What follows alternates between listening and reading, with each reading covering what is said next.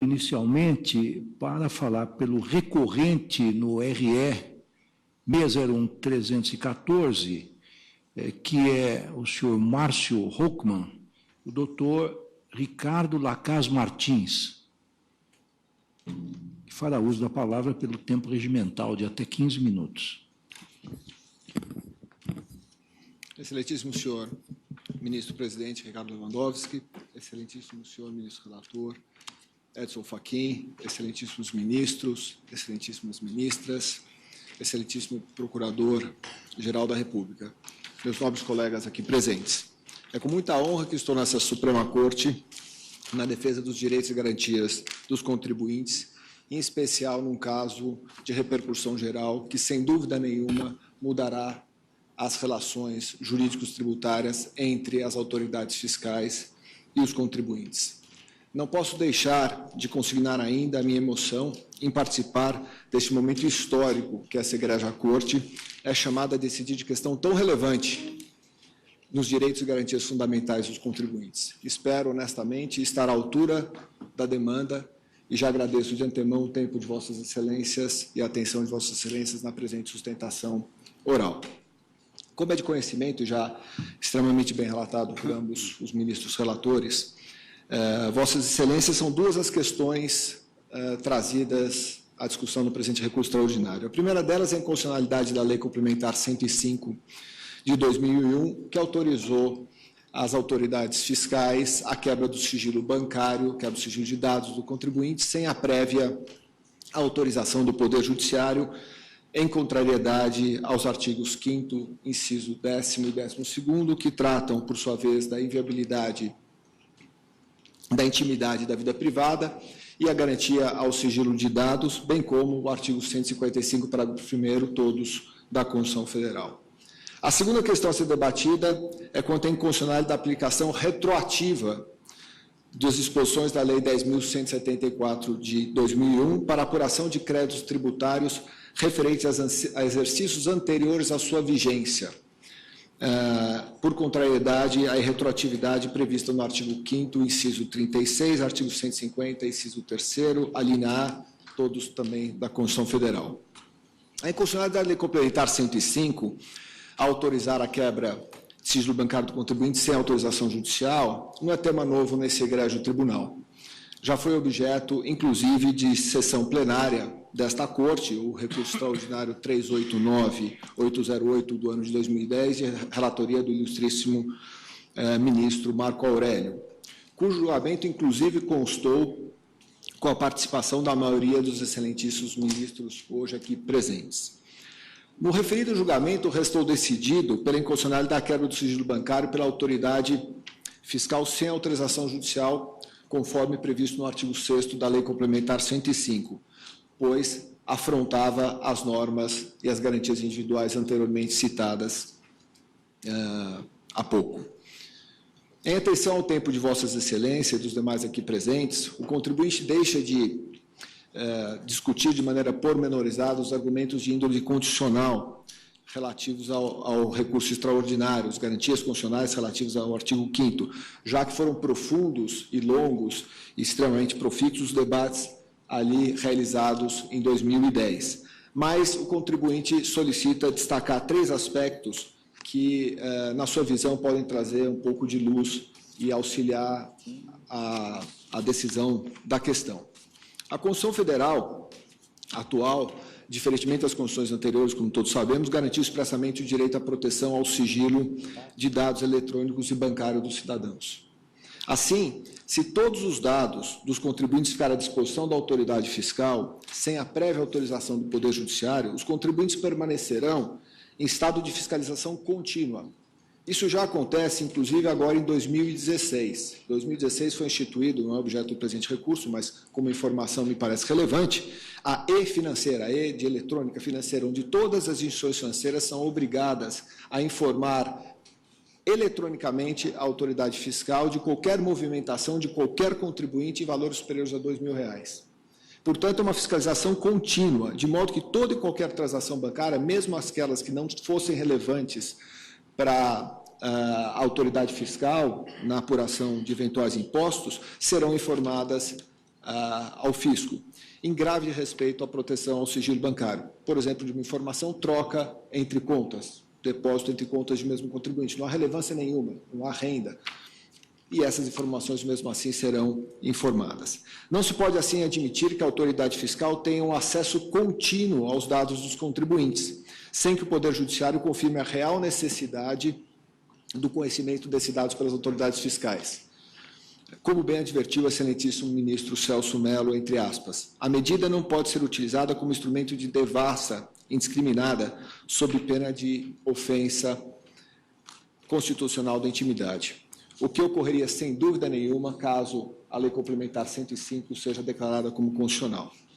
Merece ainda destaque ainda a abrangência da Lei Complementar. Sendo uma lei de cunho nacional, não vale apenas para a União, atingindo também toda a administração pública, estados e municípios. Ou seja, não é só a Receita Federal que teria acesso automático ou sem a necessidade de prévia manifestação do Poder Judiciário aos dados bancários dos contribuintes, mas todos os agentes dos 26 estados e dos mais de 5.500 municípios que compõem a federação. A banalização do sigilo bancário do contribuinte estaria assim concretizada.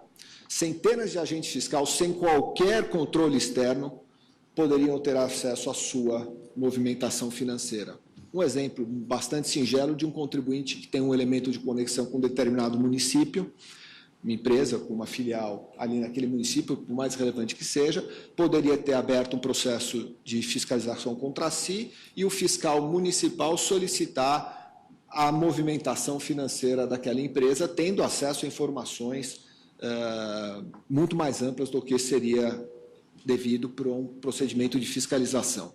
Não nos parece ter sido essa a garantia que o Constituinte pretendeu outorgar ao cidadão quando colocou em nível constitucional e no artigo 15 como garantia individual o sigilo à intimidade, o sigilo aos dados eletrônicos. Embora a Lei Complementar 105 de 2005 preveja que os agentes fiscais poderão ser responsabilizados pelos abusos cometidos pela quebra do sigilo bancário, o contribuinte que tiver o seu direito lesado terá como único meio de reparação do seu dano um pedido de indenização.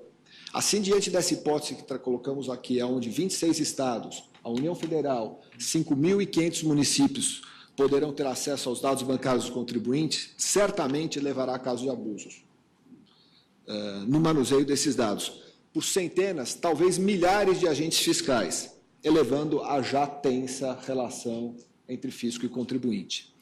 Se há algum receio no aumento do número das demandas fiscais junto ao Poder Judiciário pela necessidade prévia de autorização do Poder Judiciário à quebra do sigilo bancário, também esse receio deve ser estendido para aumento do número das ações de indenização que os contribuintes poderão ingressar em função do abuso, dos eventuais abusos, diria, os prováveis abusos que acontecerão pela multiplicidade de agentes que poderiam ter acesso automático às informações bancárias à vida individual dos contribuintes.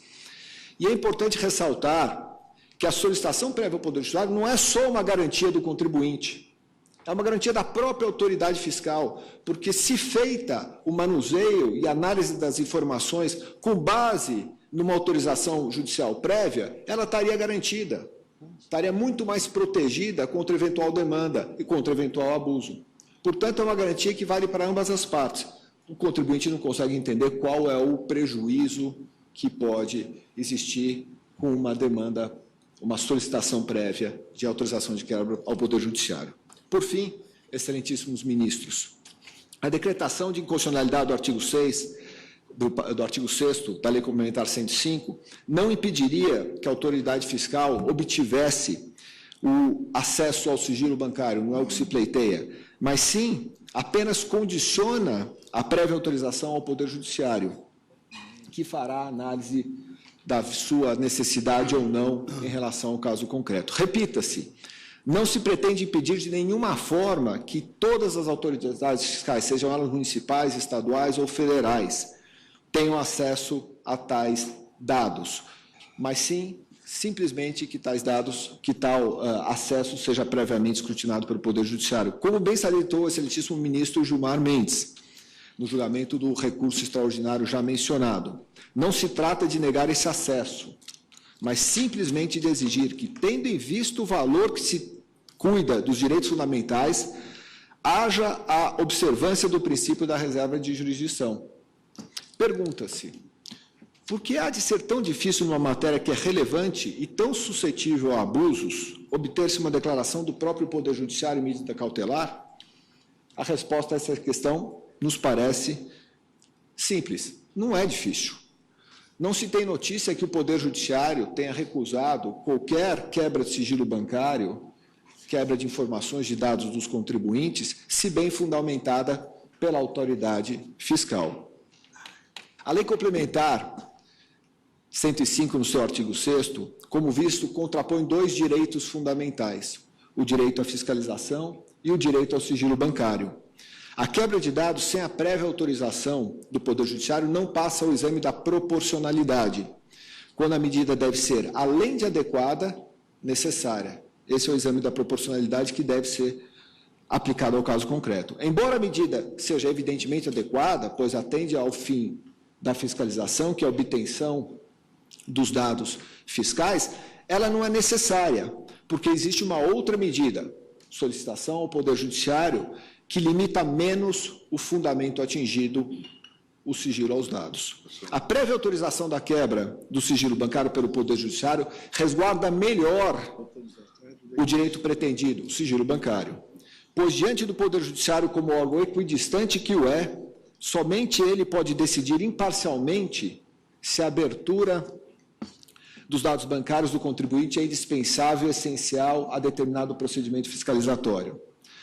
Tal medida alternativa tem igual eficiência, uma vez que autorizada a quebra do sigilo bancário pelo Poder Judiciário, a autoridade fiscal não será de nenhum momento prejudicada. Ela terá acesso a todas as informações que teria numa quebra de sigilo fiscal automática. Terá acesso às mesmas informações. Temos que lembrar que a eficiência nem sempre é sinônimo de pressa.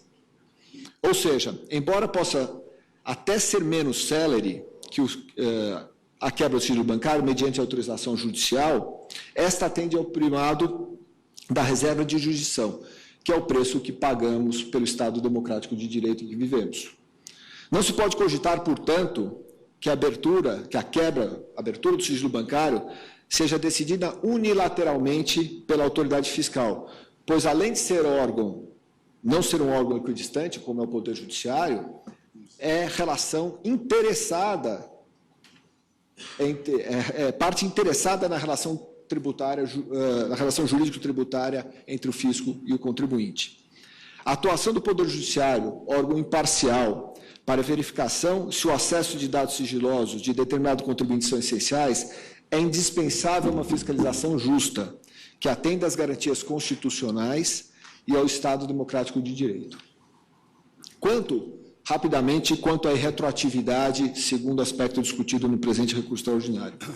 Com fundamento na Lei Complementar 105, foi editada a Lei Ordinária 10.174, também de 2001, que acabou alterando o parágrafo 3º do artigo 11 da Lei 9.311, possibilitando a Receita Federal ter acesso aos dados da CPMF, então, exclusivamente de utilização para efeito de cobrança CMF, para instaurar procedimentos fiscais tendentes a cobrar outros tributos e contribuições do contribuinte.